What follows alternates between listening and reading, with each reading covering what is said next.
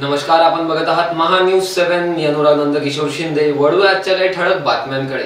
बुलढाणा जिल्ह्यातील सोनाळा पोलिसांनी गुप्त माहितीच्या आधारे केलेल्या कार्यवाहीत 5 देशी बनावटीच्या पिस्तुलांसह 2 अतिरिक्त मॅगझिन, 16 जिवंत कारतुसे, 1 कार, 2 मोबाईल आणि रोख रक्कम असा एकूण 7,33,600 रुपयांचा माल जप्त करण्यात आलेला आहे।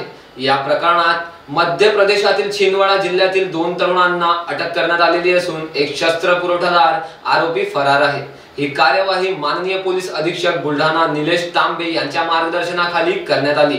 सविस्तर वृत्त असे की आज दिनांक 27 ऑक्टोबर रोजी सोनाळा पोलीस ठाण्यात सहपोलीस निरीक्षक चंद्रकांत पाटील यांनी गुप्त बातमीदाराकडून माहिती मिळाली की टुनकी ते सोनाळा रोड वरून काही इसम अवैधरित्या देशी पिस्तूल घेऊन जाणार आहे। या माहितीवर पोलिसांनी हनुमान मंदिराजवळ सापळा रचला।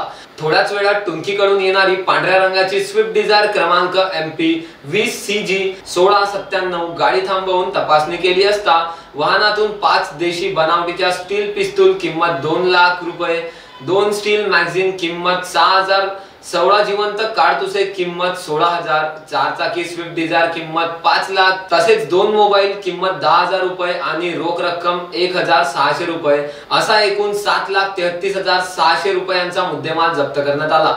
मोहम्मद नफीज अकील अली वय 24 वर्ष, मोहम्मद उबेद रजा मोहम्मद अल्फाज वय 21, दोघेही राहणार चांदमेठा, तालुका परसिया, जिल्हा छिंदवाडा, मध्य प्रदेश असे आरोपींचे नावे आहे। तसेच पिस्तूल पुरवणारा एक अनोळखी इसम सध्या फरार आहे। सदर प्रकरणी पोलीस स्टेशन सोनाळा येथे गुन्हा दाखल करण्यात आलेला असून सदर तपास सुरू आहे। सदरची कार्यवाही ठाणेदार सहपोलीस निरीक्षक Chandrakant Patil, police constable Vishal Gawai, police constable Ramesh Kharat, police constable Rahul Parat यांच्याद्वारे करण्यात आली। अकोला बुलढाणावरून सचिन पाटील यांची रिपोर्ट, महान्यूज 7 नागपूर।